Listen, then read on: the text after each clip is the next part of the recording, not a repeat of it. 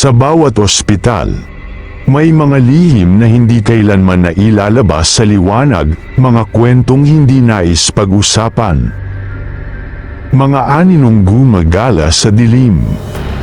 Pero paano kung ang isang ospital ay may mas madilim pang sekreto?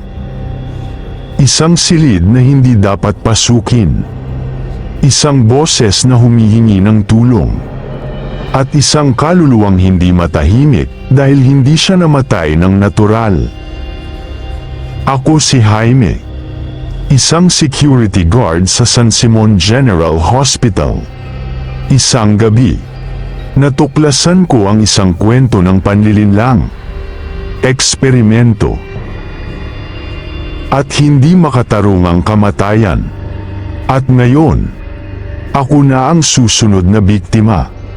Handa ka na bang alamin ang lihim ng Room 414? Hindi ko alam kung bakit ako pumayag.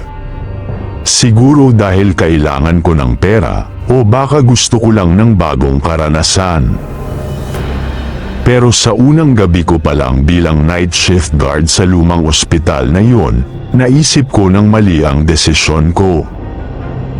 Ang ospital na tinutukoy ko ay ang San Simon General Hospital, isang gusali na mahigit isang siglo nang nakatayo. Noong panahon ng digmaan, ginamit itong military hospital, at may mga kwento na daan-daang sundalo ang namatay sa loob ng lumang gusali. Bagamat may bagong wing para sa mga pasyente, ang lumang bahagi ay ginagamit pa rin. Pero madalang lang dahil sa mga sabi-sabing hindi lang may sakit ang mga naroon. May mga kaluluwang hindi matahimik. Pagdating ko sa ospital ng alas 10 ng gabi, sinalubong ako ng head guard na si Mang Jose. Bago ka lang, di ba? Good luck sa'yo, sabay tapik niya sa balikat ko. May halong kaba sa tono niya. Pero inisip kong normal lang yon sa isang lumang ospital. Pumasok ako sa loob ng security office. May lumang CCTV monitor roon na nakaset sa iba't ibang parte ng ospital, hallways, emergency room, basement, at pati na rin ang dating operating room na hindi na ginagamit. Dinala ko ni Mang Jose at inikot sa hospital bago siya umuwi. Huwag mo nang puntahan ang ika-4 na palapag. Wala namang pasyente roon, bilin niya bago siya tuluyang umalis. Tiningnan ko ang CCTV, wala namang kakaiba. Puro tahimik na hallways at walang tao. Pero noong inilipat ko ang camera sa ika-4 na palapag, napansin kong bumubukas sara ang pinto ng isang kwarto. Room 414. Dumaan ang oras. Alas 12 na ng gabi. Tahimik pa rin ang paligid. Pero bigla kong narinig ang tunog ng sapatos sa hallway sa labas ng opisina ko. Tila ba may naglalakad, mabigat ang bawat hakbang. Paglabas ko, wala namang tao. Naisip kong baka may pasyente lang na gumala. Bumalik ako sa opisina at tiningnan ang CCTV. Nang lumipat ang camera sa ika-4 na palapag, namutla ako sa nakita ko, isang babaeng nakaputing hospital gown, nakatayo sa dulo ng hallway. Mahaba ang kanyang buhok at tila nakatingin siya sa camera. Agad kong kinuha ang radyo para i-check kung may nurse sa itaas. Pero walang sumagot. Hindi ako nakatiis. Kinuha ko ang flashlight ko at nagpasya akong puntahan ang ika-4 na palapag. Habang umaakyat ako sa hagdan, ramdam ko ang lamig sa paligid. Napansin kong may amoy na parang bulok na gamot at dugo. Pagdating ko sa ika-4 na palapag, madilim at tahimik. Dahan-dahan akong naglakad papunta sa room 414. Nang hawakan ko ang pinto, bigla itong bumukas ng kusa. Sa loob, madilim at walang laman, pero may isang lumang hospital bed sa gitna. At doon, may nakaupong babae, nakayuko, mahaba ang buhok na tumatakip sa mukha. "Ma'am, bawal pong pumunta rito." Mahina ang boses ko, pero hindi siya sumagot. Unti-unti siyang tumayo.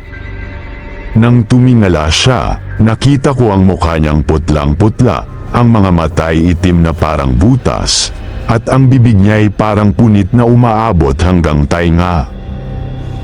"Tulungan mo ako." Isang nakapangingilabot na boses ang lumabas sa kanyang bibig.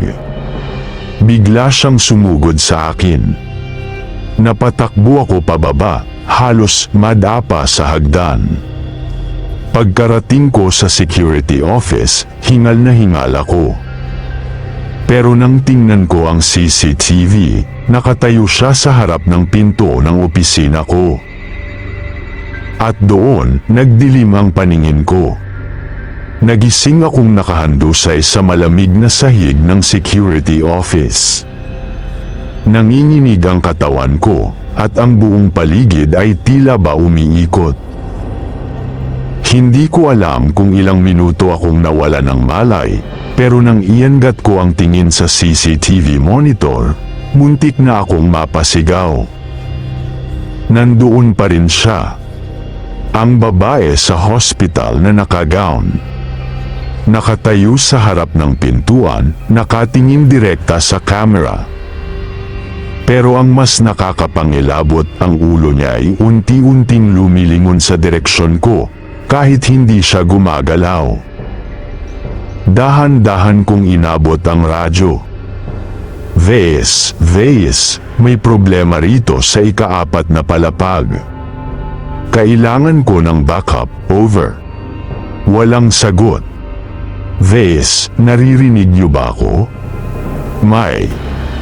Nag-crackle ang radyo ko. At mula rito, isang malamig at pabulong na boses ang lumabas. "Walang may tutulong sa'yo. Ikaw lang ang narito." Nabitawan ko ang radyo sa sobrang takot. Hindi ko alam kung paano, pero napilitan akong gumalaw. Dahan-dahan akong lumapit sa pinto ng security office. Inilapit ko ang mata ko sa maliit na butas sa kahoy na pinto, pero ang nakita ko sa labas ay nagpatigil sa hininga ko.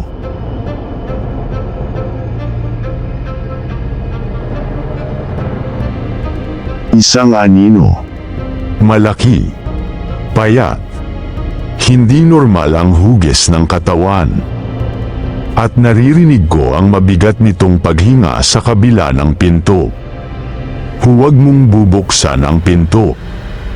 Muli kong narinig ang boses na iyon. Pero sa pagkakataong ito, hindi lang ito mula sa labas. Galing din ito sa likod ko. Dahan-dahan akong lumingon. At sa loob ng maliit na opisina ng security, sa sulok na madilim, may nakatayo. Isang anino ng tao, walang mukha, walang mata, pero ramdam kong nakatingin ito sa akin. Bumilis ang tibok ng puso ko. Hindi ko na kayang manatili roon. Mabilis kong binuksan ang pinto at tumakbo palabas ng opisina, hindi alintana kung sino o ano ang nasa paligid. Tumakbo ako sa hagdan pababa papunta sa emergency room, kung saan alam kong may mga nurse. Ngunit pagdating ko sa ground floor, nagtaka ako. Walang tao. Walang kahit isang nurse o doktor. Walang kahit anong tunog ng makina o kahit ang mahihinang yabag ng mga duty staff. Tahimik. Masyadong tahimik. At doon ko napansin ang mas nakakapangilabot na bagay, ang orasan sa dingding. 12:00 pa rin ang hating gabi. Pero imposible. Alam kong mahigit kalahating oras na akong tumatakbo at nagtatago. Dapat ay lumipas na ang oras. Humakbang ako papunta sa front desk, umaasang may makikitang kahit sino. Pero sa halip, may nakita akong isang lumang record book sa lamesa. Bumukas ito ng kusa at doon ko nakita ang isang pahinang may pangalan ko.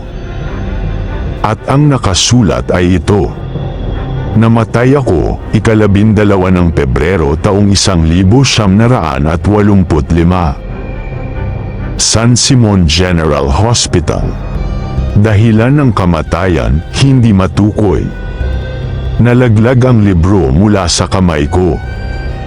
Humakbang ako paatras, nanginginig.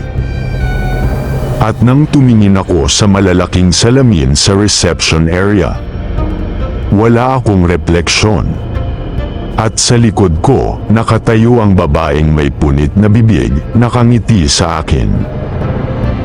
Nanigas ulit ang buong katawan ko. Hindi ako makagalaw, hindi ako makasigaw. Tila ba bumigat ang hangin sa paligid at unti-unting lumamig ang silid. Nakatayo ang babae sa likod ko, ang kanyang bibig ay nakangiti ng malawak, punong-puno ng itim na likido na tumutulo sa kanyang baba. Hindi gumagalaw ang kanyang katawan, pero ramdam ko ang kanyang presensya, isang malamig na aninong yumayakap sa akin, parang dinudurog ang kaluluwa ko. Dahan-dahan kong itinaas ang kamay ko, pilit na inaabot ang radyo sa aking sinturon. Ngunit bago ko pa man mahawakan ito, nagsalita siya.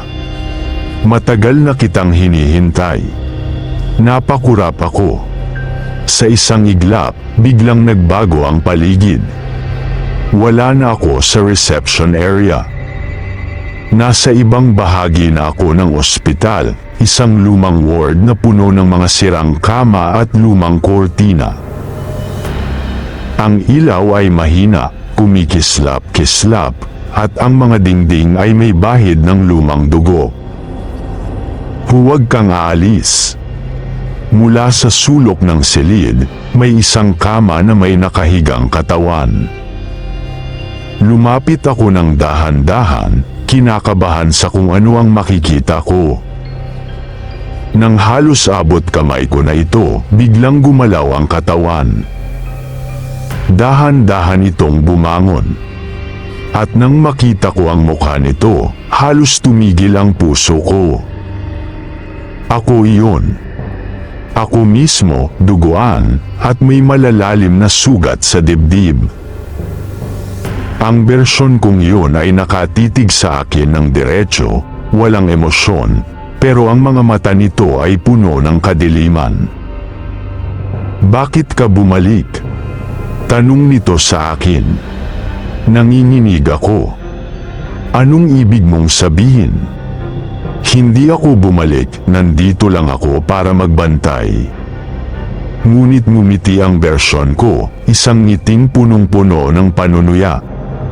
Matagal ka nang patay. Biglang bumagsak ang ilaw sa buong ward at nakulong ako sa kumpletong kadiliman. Nagsimula akong marinig ang mga mahihinang bulong sa paligid, mga iyak, mga pagmamakaawa, at mga sigaw ng sakit. At doon ko naalala ang lahat. Ang unang gabi ng trabaho ko sa ospital.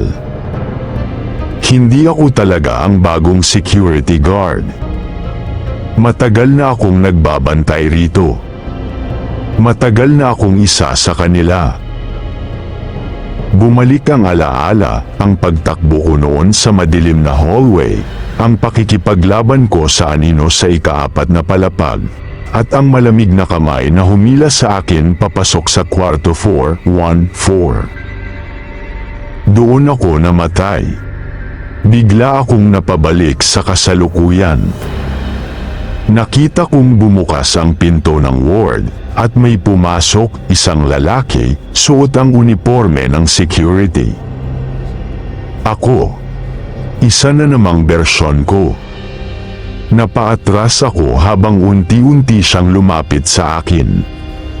Hindi mo na ito matatakasan, bulong niya, sabay hawak sa balikat ko. Nagsimulang bumagsak ang mga gamit sa paligid ko, parang lumulubog sa kawalan. At sa huling sandali bago ako tuluyang lamunin ng kadiliman, narinig ko ang mga boses sa paligid, mga boses ng mga espiritu na matagal nang nakakulong sa ospital. Isa ka na sa amin. At doon, nagdilim ang lahat. Bigla akong nagising.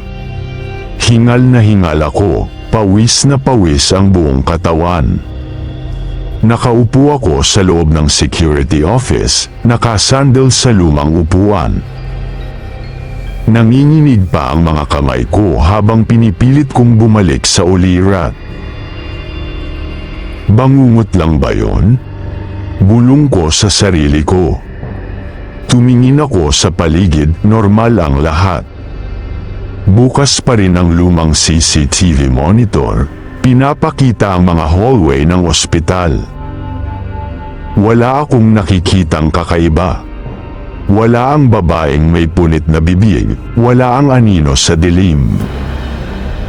Bangungot lang pala. Huminga ako ng malalim at napatawa ng bahagya sa sarili ko. Napakatotoo ng panaginip ko, parang naramdaman ko talaga ang takot at sakit. Napahawak ako sa dibdib ko.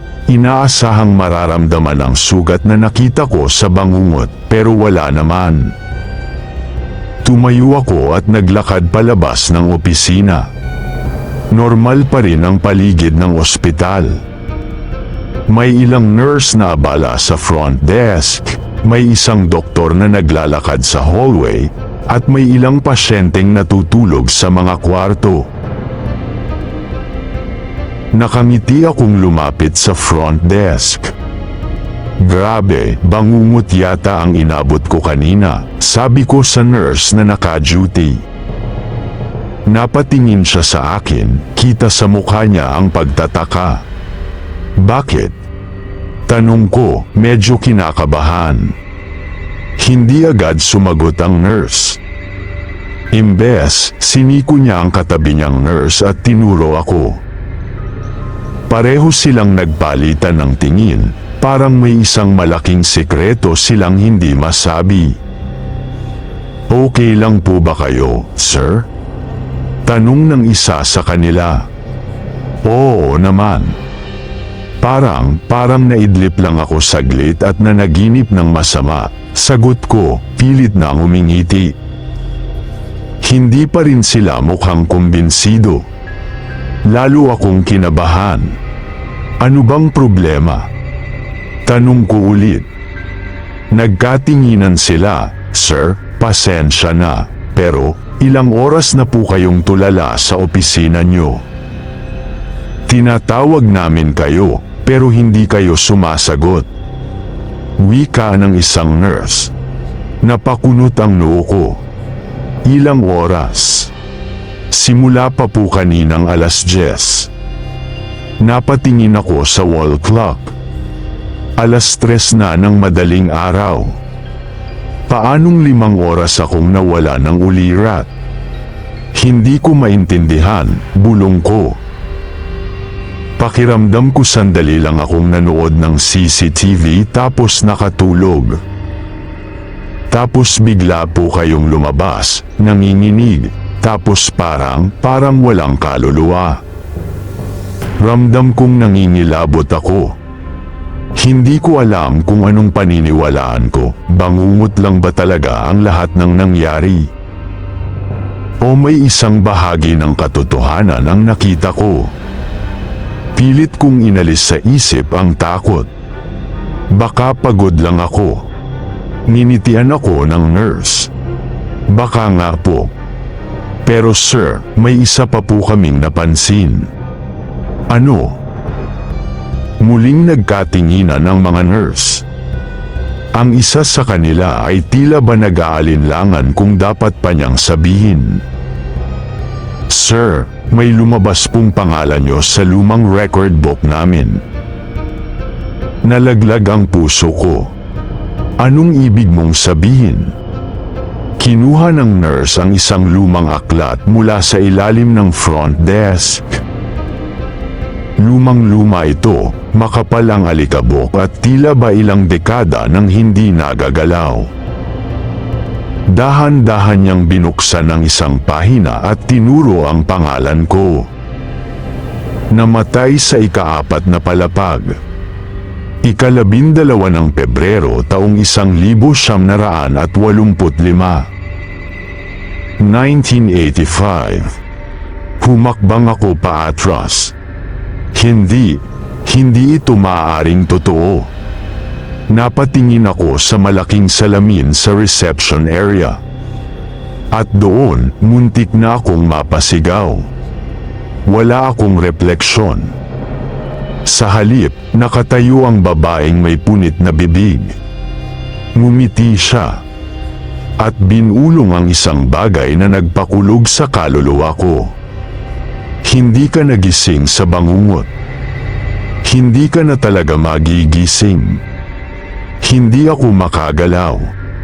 Nakatayo lang ako sa harap ng salamin, nakatingin sa babaeng may punit na bibig. Ang malamig niyang titig ay parang dumidiretso sa kaluluwa ko, at ang ngiti niyang puno ng itim na likido ay nagdudulot ng kilabot sa buong katawan ko. Hindi ka nagising sa bangungot. Hindi ka na talaga magigising. Pero ayokong tanggapin yun. Hindi ako patay. Sigaw ko, umatras palayo sa salamin. Tumama ako sa lamesa ng front desk, dahilan para matamba ang lumang record book. Mabilis kong pinulot ito at tumakbo palayo, kahit hindi ko alam kung saan ako pupunta. Naririnig ko ang mahihinang hakbang sa likod ko. Hindi ko kailangang lumingon para malaman na sinusundan niya ako. Ang buong ospital ay tila naging isang maze, madilim ang mga hallway, at kahit saan ako tumakbo, bumabalik lang ako sa parehong lugar. Kung totoo ang nakasulat sa record book, bakit buhay pa ako?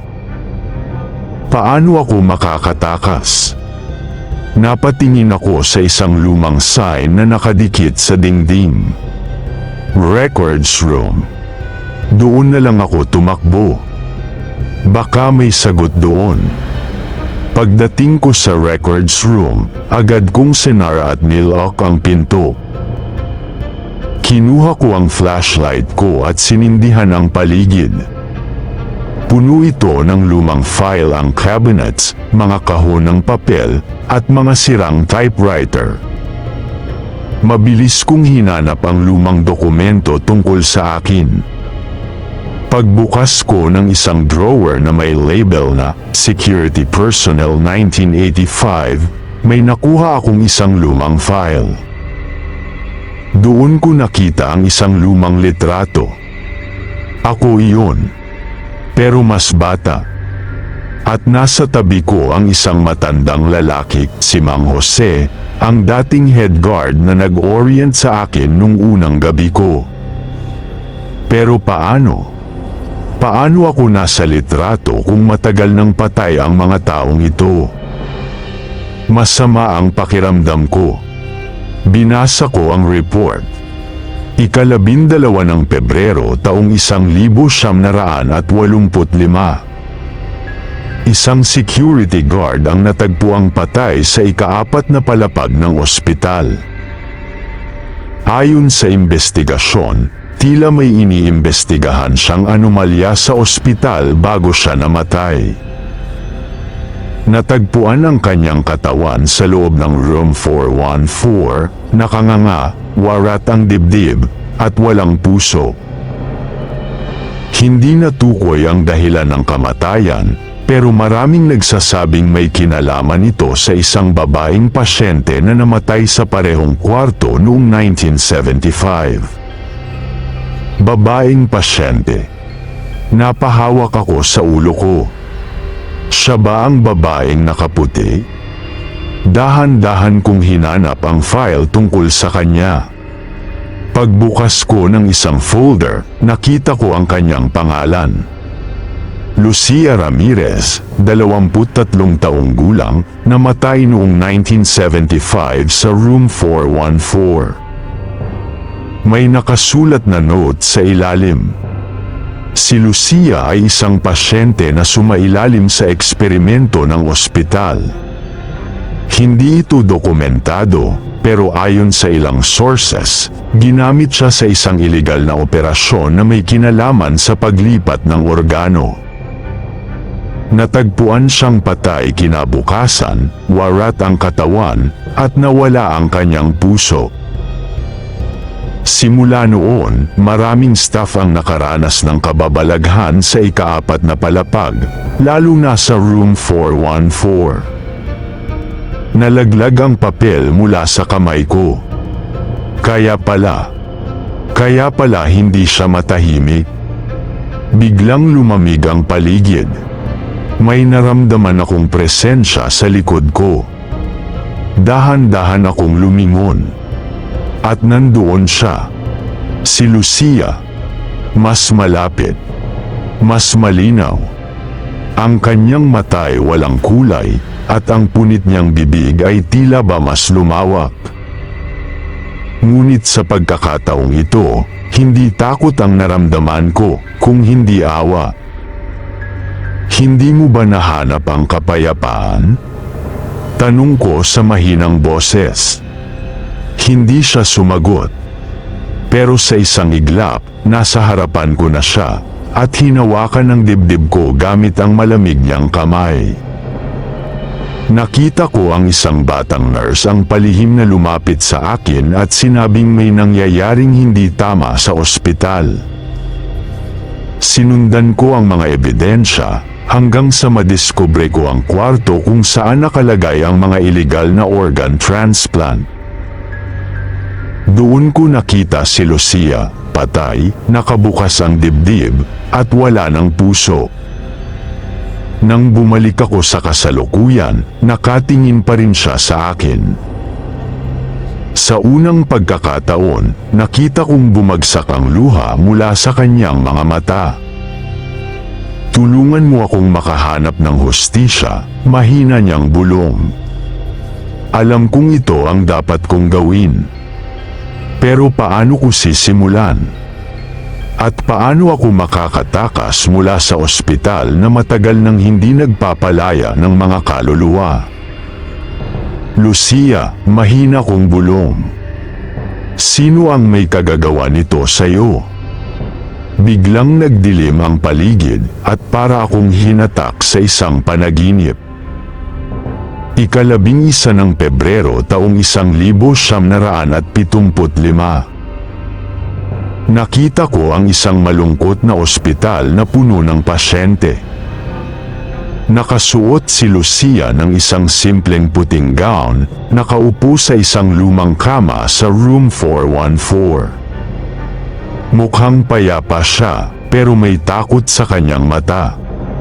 "Dok, ayoko na po," mahina niyang sabi.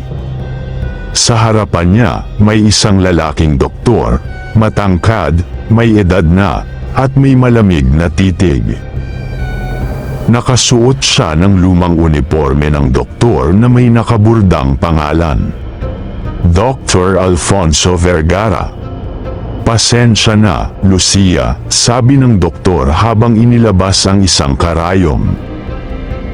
"Pero kailangan nating tapusin ang eksperimento. Malaking pera ang kapalit nito." Nagpumiglas si Lucia, pero mahigpit siyang hinawakan ng 2 nurse, mga nakamaskarang babae na hindi ko makilala. Pinilit siyang patulugin ng doktor gamit ang anesthesia. Nakita ko siyang unti-unting nawala ng malay habang inililipat siya sa isang operating table. At doon ko nakita ang pinakamalupit na katotohanan, ginamit nila siya bilang donor ng puso. Sinaksak siya ng scalpel, hinati ang kanyang dibdib, at habang humihingal pa siya ng huling hininga, tinanggal nila ang kanyang puso. Pinanood ko siyang mamatay. At nakita ko ang aninong lumabas sa katawan niya, ang kanyang espiritu, takot, galit, at hindi makapaniwala. Sumisigaw siya pero walang nakakarinig. Hanggang sa mamatay siya sa mismong kama. At doon nagsimula ang sumpa ng Room 414. Bumalik ako sa kasalukuyan. Hingal na hingal akong napaluhod sa sahig ng records room. Hindi ko akalaing ganito kabigat ang pinagdaanan ni Lucia. Hindi ka dapat namatay, mahina kong sabi sa kanya. Muling tumulo ang kanyang luha. Nakalimutan nila ako, sagot niya. Hindi nila ako binigyan ng hustisya. Hindi nila ako inilibing ng maayos. Ginamit lang nila ako para sa pera. Nanginginig ang kamao ko sa galit. Kailangan malaman ng mundo ang ginawa nila sa iyo. At doon ko naisip ang dapat kong gawin. Ang paghahanap ng hustisya. Kung may record ng operasyon noon, maaaring may dokumento pa rin tungkol sa doktor. Kung buhay pa siya, dapat siyang managot. Kung patay na siya, dapat malaman ng ospital ang madilim nitong nakaraan. Dali-dali kong binuklat ang mga lumang files, hinahanap ang pangalan niya. At doon ko nakita ang isang dokumento. Dr. Alfonso Vergara na mayapa noong 1995. San Simon Hospital, Room 414. Pero ngayong alam ko na ang katotohanan, may paraan pa para itama ang lahat. Tulungan mo akong ilabas ang katotohanan, sabi ko kay Lucia. Dahan-dahan siyang tumango. At sa isang iglap, naramdaman kong unti-unting bumabalik ang liwanag sa paligid. Ang ospital ay hindi na kasing dilim. Ang mga hallway ay bumalik sa normal. At sa unang pagkakataon, narinig ko ang tibok ng puso ko. Buhay pa ako. Biglang nagising ang katawan ko sa loob ng security office. Pawis na pawis ako, hinahabol ang hininga. Isang bangungot lang ba ang lahat? Pero nang tiningnan ko ang mesa sa harapan ko, nakita ko ang lumang file ni Lucia Ramirez. At sa CCTV monitor, nakita kong nakatayo si Lucia sa hallway. Nakangiti. Alam kong ligtas na siya. Pero may natitira pa akong misyon, ilabas ang katotohanan. At ipakita sa mundo ang sekreto ng ospital. Hindi ko na kayang manatili sa ospital na ito nang hindi inilalabas ang katotohanan. Kung totoo ang lahat ng nakita ko, kung totoo ang ginawa nila kay Lucia at sa ibang pasyente, dapat malaman ito ng mundo. Habang hawak ko ang lumang file ni Lucia, ramdam ko ang bigat ng responsibilidad. Hindi ito isang ordinaryong multo sa ospital. Isa itong kwento ng isang inosenteng babae na ginamit at pinatay para sa kasakiman. Habang tinatapos ko ang shift ko, sinigurado kong kinuha ko ang mga ebidensya mula sa records room.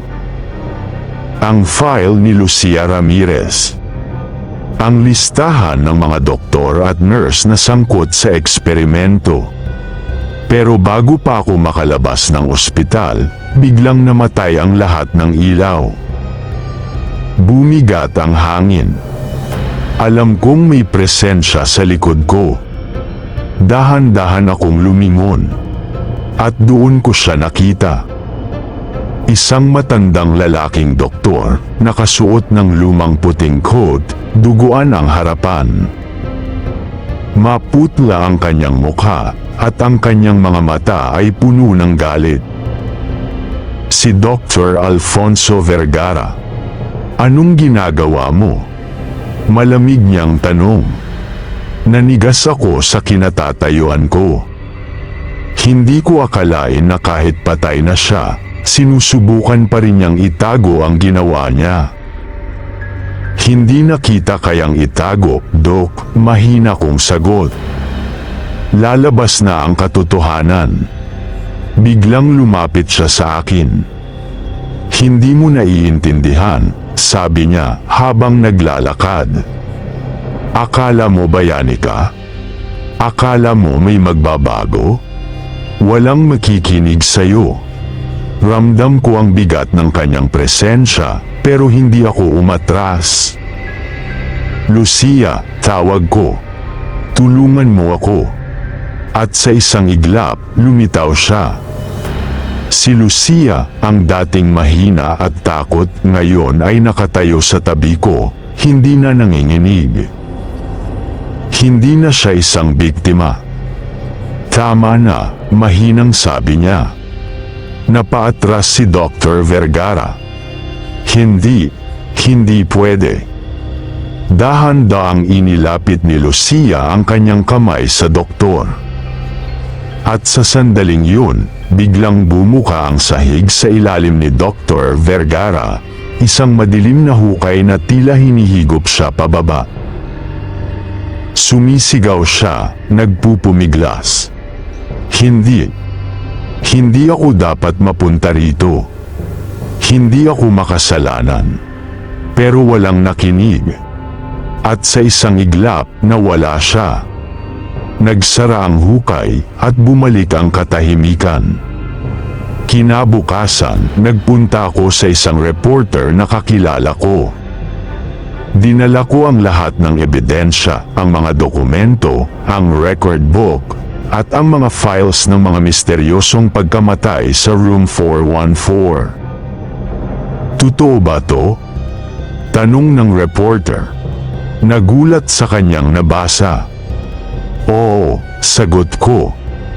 At may mga multong nagbabantay pa rin sa ospital na yan para siguruhin hindi ito makakalimutan.